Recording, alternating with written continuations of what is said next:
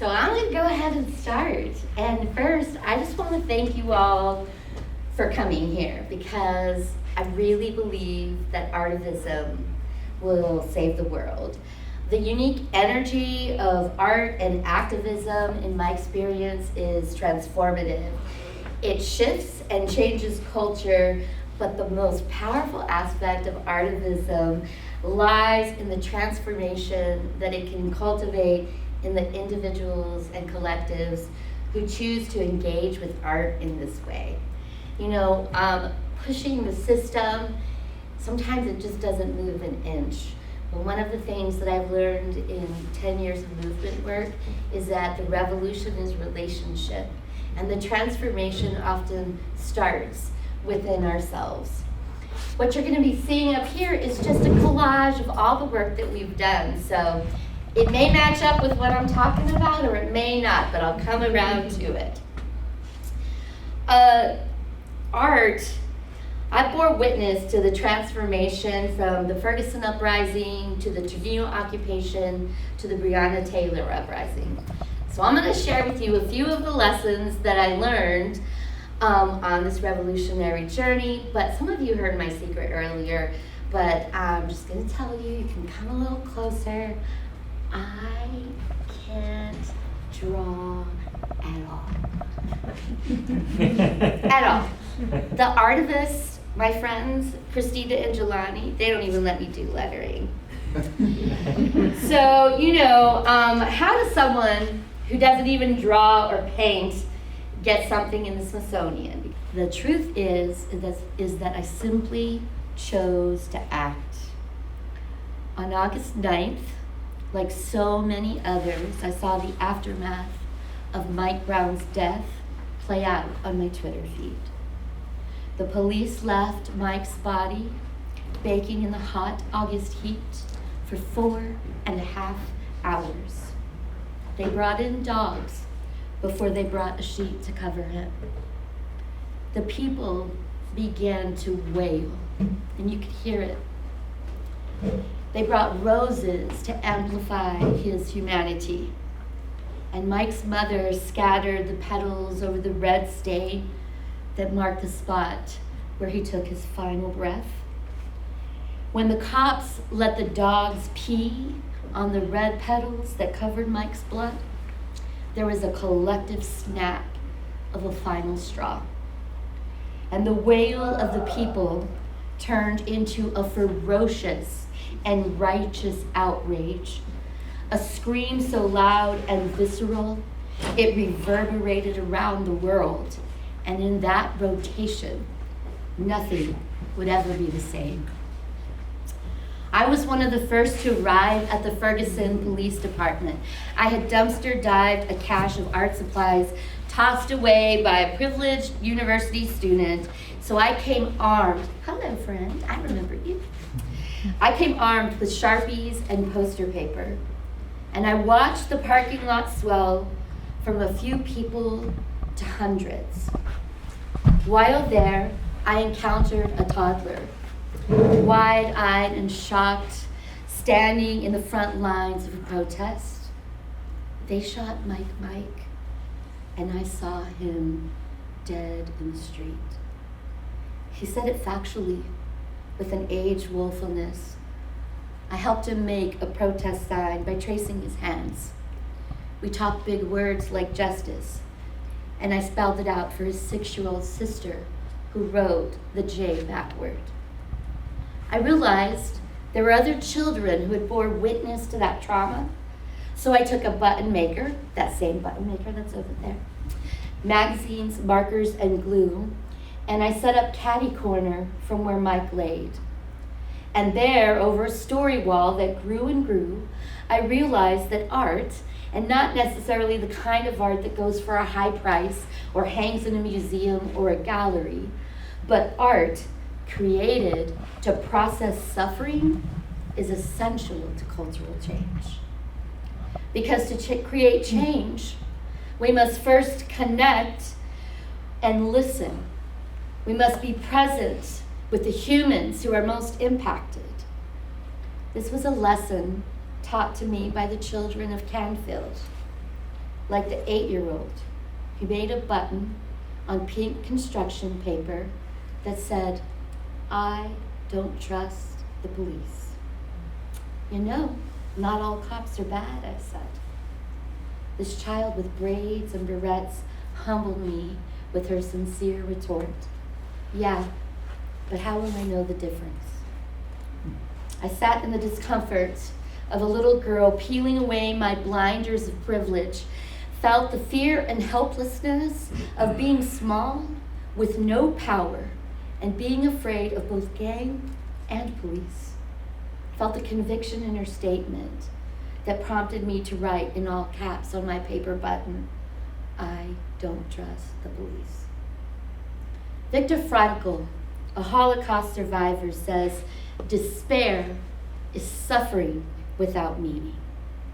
And in that moment that I chose to act with papers, markers, and a button maker and share this with others, I was invited into a world where meaning making defined the struggle, and along with this, cultivated an ever-growing and deep understanding that the revolution is relationship.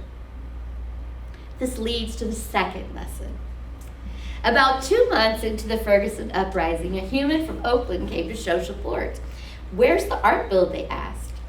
What's an art build? Now, at the time that we were doing this, we were making shields, and we were experimenting with different kinds of shields to make because we were getting hit with rubber bullets and tear gas. Plexiglass, I don't recommend. We tried that, it did not work. We ended up making wooden shields. But as we were basically doing an art build, we just didn't have a name for it. When they told me that, it was a place where people could create banners and props for creative direct action, as a community artist, the idea of this made me smile. And our first art build was a week later. We started churning out banners on sheets. And once discovered, art builds became a part of our movement culture. For a solid year, there were at least 2 art builds a month, sometimes, depending on what was going on, even more. Seasoned artists like Damon Davis, Taff Poe, Dean Nichols began to work alongside people of all skill levels. We learned people were always braver with beautiful props and banners, especially if they helped make it. And we began to plug into a collective creativity. And from that came even more creative direct actions, like the Requiem for Mike Brown, which got international attention. That was our first art build that we did, was the Requiem for Mike Brown, and it was a flash mob. You could Google it. It was a flash mob at the symphony. And, we bravely went in there and during intermission started to sing and then watched it go international. Our process evolved. We started painting banners on sheets until Ruckus taught us about ripstop nylon, which is that. Ripstop nylon can be snuck in to places. So we had a banner that was probably about the size of this space right here, about half this room, that we snuck in an umbrella bag to a Trump rally the first term. And then, of course, unfurled it. And the security guard actually held it and said, "What is this?" And I was like, "It's our umbrella."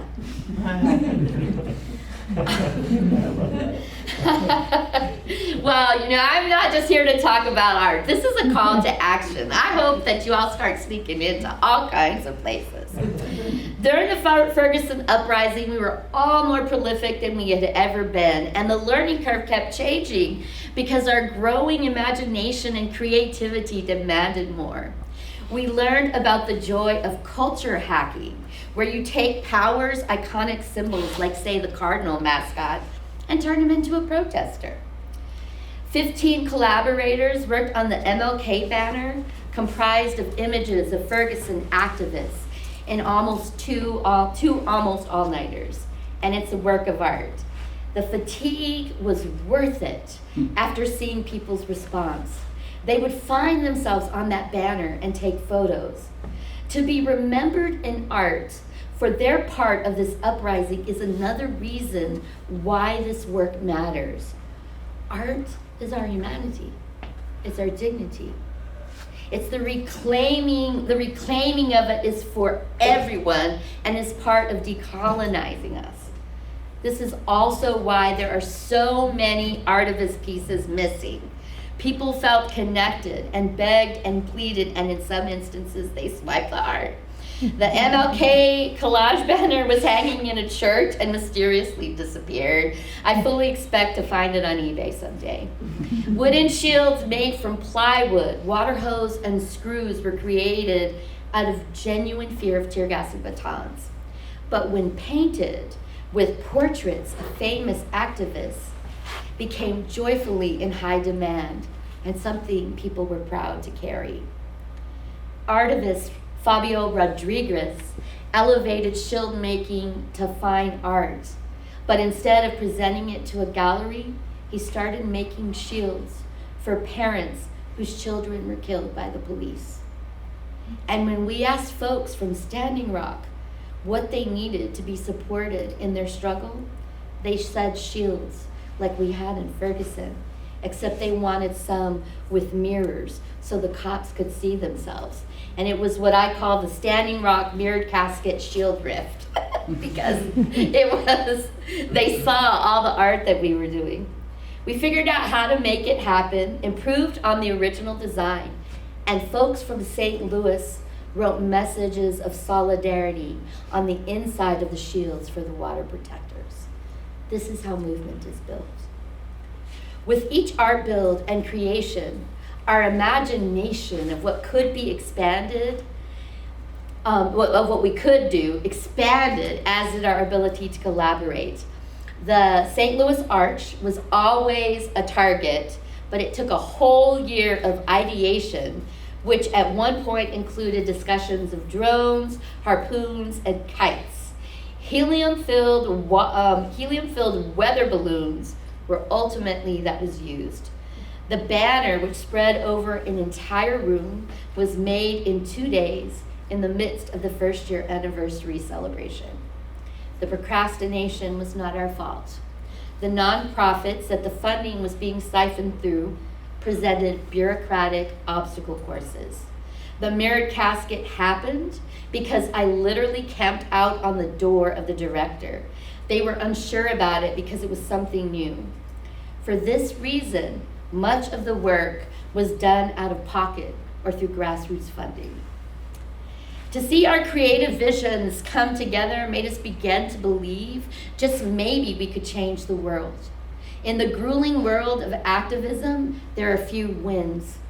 Artivism brought a sweet, instant gratification and also refined our process of working collaboratively, a much needed skill for all of us.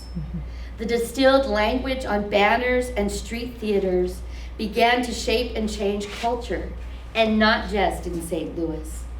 We watched our imagery and actions get duplicated, often with other cities' own spin. Going to a politician's house with props and banners at 7 a.m. broke a barrier that is still being used today. Mothers told us that they appreciated the art because they could point to it to explain the issues to their children. We also had the privilege of seeing the language of our banners circulate to other movements. One example is the use of the phrase, "They tried to bury us, not knowing we are seeds," which we borrowed from the struggle of students killed by their Mexican government in Ayotzinapa. In the sharing of language, we united struggles and radical imagination, because make no mistake, this is and will always be an imagination battle. Adrienne Marbree Brown, the author of Emergent Strategy, says it's best. Trayvon Martin and Mike Brown and Renisha McBride and so many others are dead because in some white imagination, they were dangerous. And that imagination is so respected that those who kill based on an imagined, radicalized fear of Black people are rarely held accountable. This is the important second lesson. Our collective liberation is tied to engaging our radical imagination. Where are we really able to engage this muscle individually and collectively? Art builds, which honestly, y'all, you have to experience to fully understand the process that often starts small, but once released, can organically take us from banners protesting the killing of Black and brown people to starting to really imagine what defunding the police could look like in actual practice. The skill used in collective art making, not holding on to an idea, but letting it expand with others, letting things unfold in a structured fluidity, incorporating mistakes as lessons, asking questions, and being okay that maybe the answer will be emergent, are just some of the skills that we learned while making art. With this came an understanding for balance within the struggle. Our laughter, love, and hope is a different energy than our righteous anger and sorrow, and just as essential. I learned this in the How to Get Away with Murder STL street performance, which I still, every time I see the pictures, I crack up laughing. It was just audacious, y'all. A group of us decided we wanted to shut down City Hall with a street theater experiment. And the idea grew and grew into this joyfully contagious, raucous, prop-heavy, very bold, creative direct action. We made large badges and incorporated them on the nicknames that we had for the cops, because after several years of ongoing protests, most of us were on a first name basis. Tara T was a comedic truth as the people interpreter. Every city and state official was included and roasted.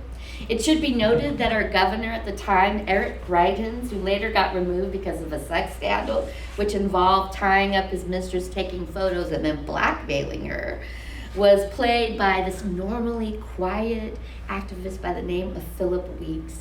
And when he dressed as a Navy SEAL and read excerpts of Greitens' actual speech in a drill sergeant cadence, and made the already terrifying hate and rhetoric more terrifying.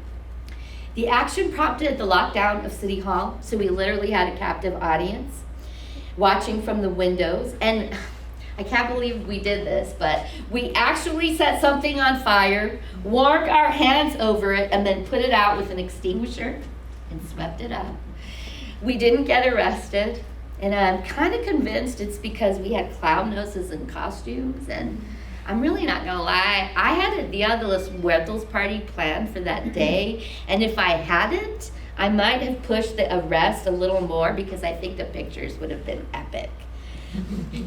The picture that's on there with us lighting it on fire with, dressed as the politicians, the local newspaper has pulled that out several times as stock footage for various issues, right? So we got our message. That is when it hit me that it's not enough to fight voids. We want freedom from racism, sexism, capitalism, but what we crave is gaining the freedom to. The kind of liberation that comes from being loved and accepted for the skin we are in, and being in the fullness of our connection to ourselves and each other. For me, this is extended into two practices. I always have a liberation altar set up at protests. This invites the sacredness of our beings and our struggle. Most recently, my liberation altars have been wooden cedar chests filled with quick-crete concrete, which dries hard in 20 minutes. I want the weight of our sorrows to be felt. In several instances, authorities had to haul away the evidence with a tow truck. My other practice is that I fight the numbness by trying to participate in actions that make me feel something, more than just my ever-present rage, because it's there. Y'all don't see it. I go on lots of walks to work it out. I no longer attend simple marches and rallies, especially permitted ones. I strive to cultivate creative, direct actions that make me laugh, cry, or both. I still enjoy this kind of good trouble immensely. However, I also believe Adrienne Marie Brown when she writes, "Our mission is to co-dream visions more compelling than oppression and more honest than supremacy, and then move from imagination all the way to new practice." But how do we do this? Especially in a world so currently wrought with fearful, rugged individualism. We occupy, or rather reclaim public spaces in protest and create the world future generations deserve under the nose of power where it can't be ignored. It has been my experience that occupations nudges the system an inch if at all, but it is a resistive excuse to begin laying the brickwork for the world we want. We can experiment small until we have the momentum to push for change. More importantly, we have ideas to build upon, as well as the relationships that through cold nights, campfires, sleeping bags, and arrests are deep and vetted by being in an ongoing relationship with each other. The core of any occupation is art. People want to be engaged, nurtured, and challenged by new experiences, including the organizers. During a 5-day Kavanaugh protest in front of Roy Blunt's St. Louis office, I jumped in as a cultural organizer. There were spaces set up for collage because survivors of sexual trauma were being profoundly triggered by the travesty of hearings. There was music and poetry and screen printing of t-shirts, again, free or donation, because capitalism is never the goal. We hung a clothesline between lamp poles to dry the shirts. They faced the street and marked our reclaiming. And when the cops came and said, "Ma'am, we need you to remove your dirty laundry from the sidewalk," I told them it wasn't my dirty laundry, it was theirs and the system they serve. And when it became clear that this was a fight we were not going to win, I knew something had to be done to channel the rage and sorrow of such a dramatic erasure of our very existence. So I made a Smash the Patriarchy piñata. Word got out that it was in the works, and the cops started making bets on not if we would hang it, but how. And it's like proof that radical imagination can penetrate the blue line. And when we lost, we huddled in tears, so tired and broken, but we took to the streets. I can still see Morgan, who cut classes her senior year to be with us, fists raised, standing in the middle of the street. Out of the corner of my eye, I saw the cops take our bat right out of the hand of the person that was delivering it, and I grabbed a metal tent leg instead, handed one end of the rope to one human on one side of the street, handed the other to a human on the other. I'm Mexican, we know how to piñata. To be honest, what happened next is a lesson I'm still trying to grapple with. I gave the tent leg to our lead organizer, Corey Bush. "Hit, Corey."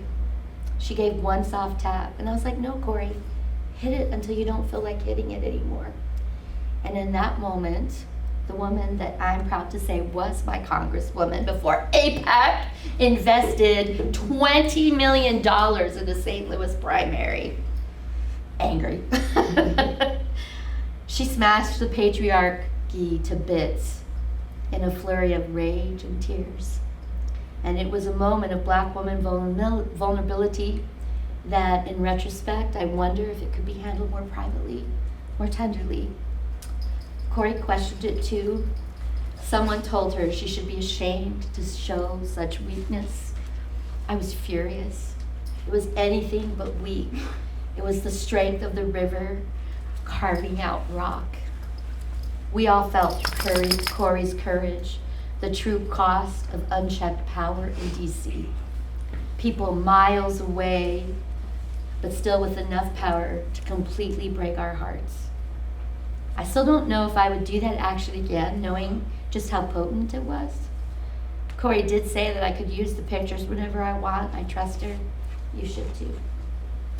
The Kavanaugh occupation led to 2 others in El Paso, Texas, and Trump's prison camp of children. This 10-day reclamation, also known as the Tornillo occupation, activated people across the country to make 2,800 tissue paper flowers to represent each child in this concentration camp. We had stilt walkers and puppets that popped up over the 10-foot barbed wire fence because everything below was covered by dark plastic. Children cheered when they saw the puppets and were shushed by the guards. But as soon as the guards turned around, the cheers began again and even louder. One of my favorite images is Regina, who was putting the flowers on the top of the barbed wire. And the photo, I don't know if it's in here or not, but you can see the security guard looking up to her, pointing for her and trying to insist that she come down. The other thing that happened is that at the time, the government shut down. This was over Christmas, okay, first Trump term. And so then they started dumping all of these humans from the hileras, men, women, children, like literally hundreds of people just dumped on the street. At that point, we knew that we would have to do something that was both resistance and assistance. So Mama Cat, who fed the movement in Ferguson, fed immigrants at the hotel shelter set up by our grassroots collaborators. A Christmas tree made by Juan Ortiz out of no more death water jugs that had been slashed by Border Patrol, that had an image of little Jacqueline, who had died in Border Patrol custody, was the angel on the top of the tree. This display, along with hundreds of full water jugs, blocked 27 buses of employees for entering for 4 hours, and it made national news. A few weeks later, the camp was shut down, although many of the children were simply relocated to other facilities. But the relationships were cultivated. The deep political and philosophical discussions as we huddled together in the organizing trailer were life-changing for many of us. And the trauma bond of braving apocalyptic weather conditions, bitter cold and blazing desert sun in the same day, endured and grew. It became a core of artivists from all across the country who worked together in intersecting struggles, most recently in Louisville during the Breonna Taylor Uprising. This is organizing work without the umbrella of an org that is people-centered, joyful, and yet audaciously resistive. This leads to my final lesson, and it involves the merit casket. The merit casket came as a nightmare. One night during the height of the Ferguson protest, protesters were facing off with tanks rolling down the street. Dee Nickel, the co-founder of the Artivists, described everyone kneeling in the street in front of the tanks. I bet y'all didn't hear that on the news. People were courageous, but courage is not the absence of fear. Tefpo encouraged everyone to hold together and not move. One woman started praying in tongues. Eventually, the tanks backed off. That night, Dee had a nightmare of a shattered, mirrored casket and told me about it at a first gathering of artists interested in supporting the movement. We were planning Ferguson in October, and I knew the image of Dee's nightmare must be created for a national gathering. We had only 7 days to do it. I secured the funding. Dee and Sophie gathered the supplies. Marcus and Damon created it and finished it, like literally hours before it was used in a march.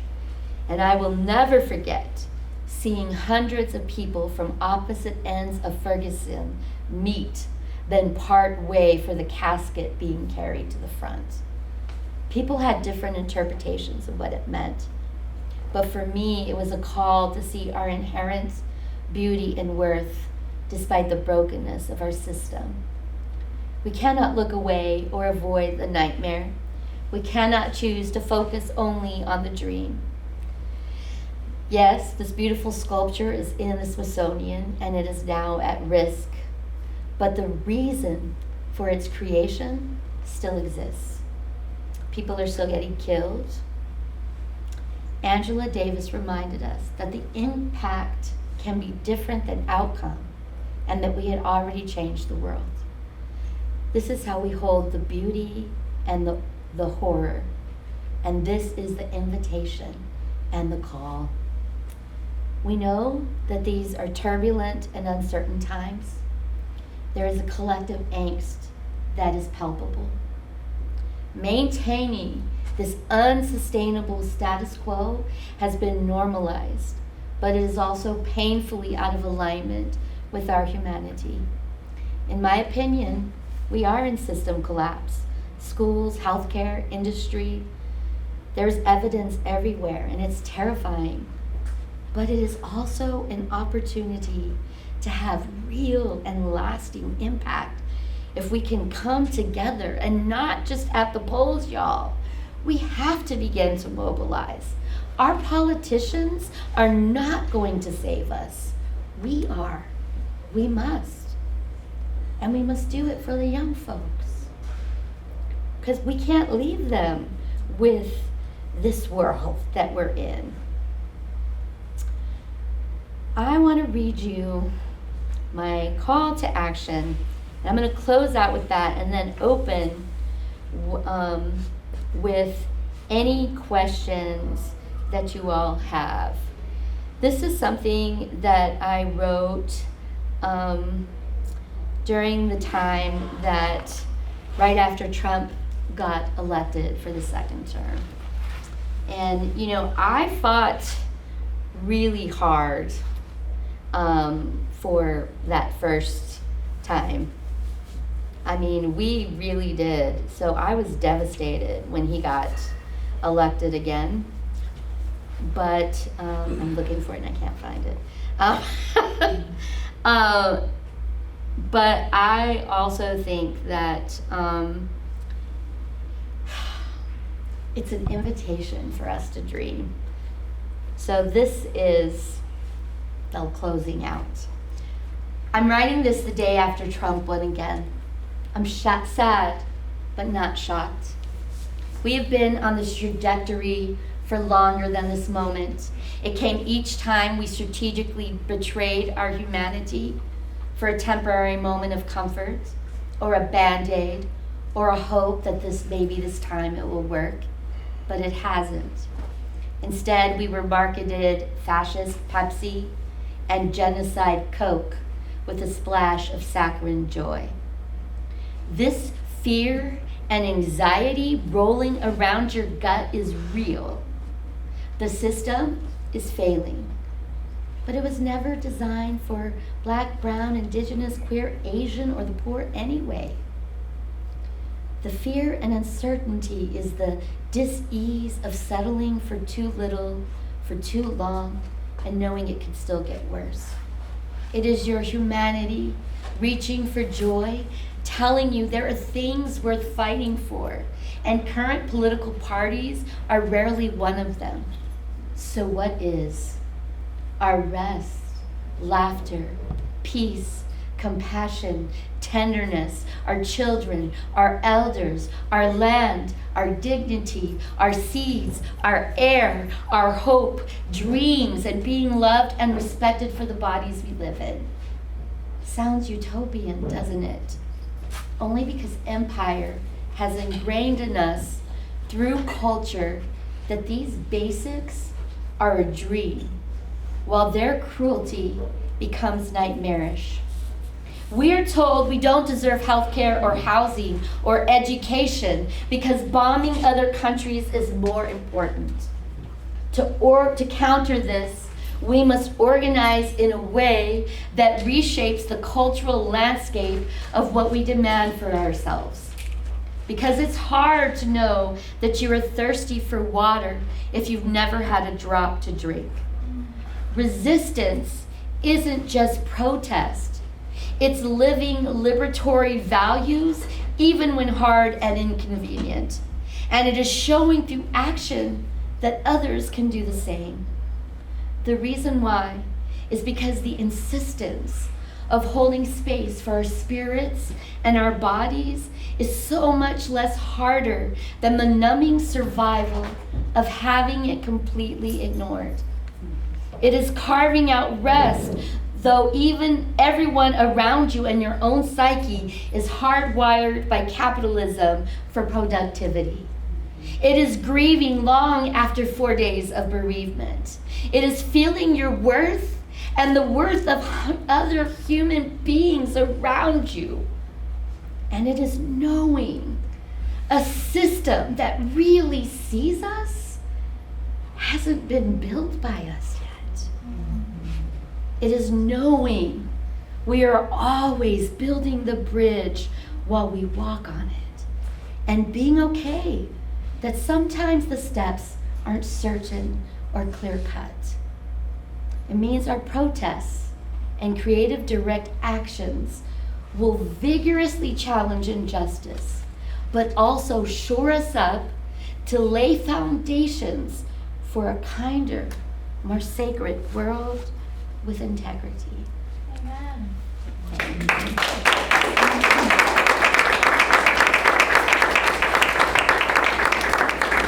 Any questions? Any questions at all? Go ahead. What was the quote that you shared about creativity or art coming from struggle? That is Viktor Frankl. Yeah. That says, despair is suffering without meaning. He was a Holocaust survivor. So in the context of creativity, dealing with that despair, do you have a process for dealing with, a community suffering and making sure that you're representing the art from the perspective and respect with that community versus, I guess, the risk being coming off kind of exploitative? Well, it's work with, not for. That's the whole difference, and we've made mistakes. Like, we spent one night making these banners that our trans brothers and sisters were like, we don't like that.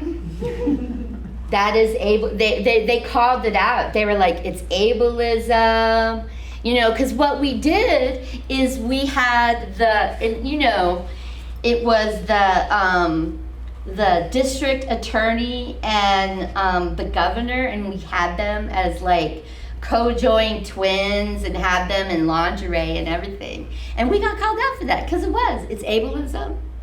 And it's also, homophobic. I mean, and we had worked all night on that banner and we pulled it. That's the difference. And as you're building community, as you start to invite others in, that's when you have those conversations. And, we learned from each other from that. In terms of like honoring, like when you paint, we did an action one time for Isaiah Hammett where we did his life from birth to death. We even included the picture, his final picture, his autopsy picture. And it was a silent march of him as a child. The heaviness and intensity of that, but we were there holding his mother. And if you look, there's a picture that you might have seen up there with Fabio holding a picture of the shield, holding as his mother wept, right? As Isaiah, she carries that in every single protest. That's what with, not for does. Other questions? Uh-huh. Making an impression on the population, is it necessary to try to just throw it on to our existing, you know, community in some way that radicalizes, you know, the scene, so that the building then becomes a totally different point? I mean, we have transformed some spaces. You know, I got charged with felony criminal mischief, defended myself in one in El Paso, Texas, for recurating the Border Patrol Museum. And we went and we put stickers up that countered, and the stickers came off. Part of the reason why I was able to get off is because they had fingerprinted the stickers, and the only fingerprint that showed up was that of a Border Patrol agent who had removed the stickers but then was told to put them back up because they wanted to hire a soot and remediation team so we could get it, you know, so it could get to a felony statute. So but one of the things that people were really, really mad about was, you know, the room that had all of the Border Patrol officers who had been killed. We put children who had died in Border Patrol jails with that. And people were outraged. They felt like we had defied, including my own aunt. And, you know, I don't know if I would do it the same like that again, given the way that people were outraged. You know, I told my aunt, I was like, you know, I sort of thought about maybe just setting up a little altar, you know, but, you know, I wasn't really sure. She was like, that was the Holy Spirit. You know, I think that protest by nature and design is to make the comfortable uncomfortable. You know, Spark discourse. To spark discourse. And there's all sorts of ways that you can do that. But the actions that you do, it's supposed to be a nudge. You don't want us going out and throwing rocks and tearing down buildings. Creative direct action is the next, is what is right before that. Shutting highways down. You know, we shut that Breonna Taylor bridge, we shut that bridge down. We shut it down for an hour. 44 of us got arrested. You know, that sort of big influx in the jails. Everybody was talking. I saw police officers having debates. I saw a white officer, a black officer, and a brown officer have this vigorous debate because we were all in there. You know, it creates a momentum. And so that is how those creative direct actions work. Now, there's some creative direct actions that you don't have to get arrested at all. You know, we have put these weighted altars that are filled with concrete. This is one that had to be towed away. But the police were taking pictures of it before it was towed away because we included officers who had died, because we consider that if an officer gets killed, they are also killed by the violence of the system, right? And so they were taking pictures of it, and they did. They had to haul it away. It weighed 900 pounds. Where was it at? In St. Louis. It's so racially segregated, and we blocked the white officer union. I like that. Projection is another thing that if you all are artists, right, and you want to try something that's a little low key, those little portable projectors, you could do entire slideshows and walk around and find a white building and just and people, the language, they'll start to pick up the language. Art activism is about changing culture, becoming a culture maker. And you do that through social media, you do it through art, you do it through news coverage. And so much of it is getting our language out there so that it can start to shape the conversation. Any other questions? Are we ready to make art? Let's play. Yes. Play.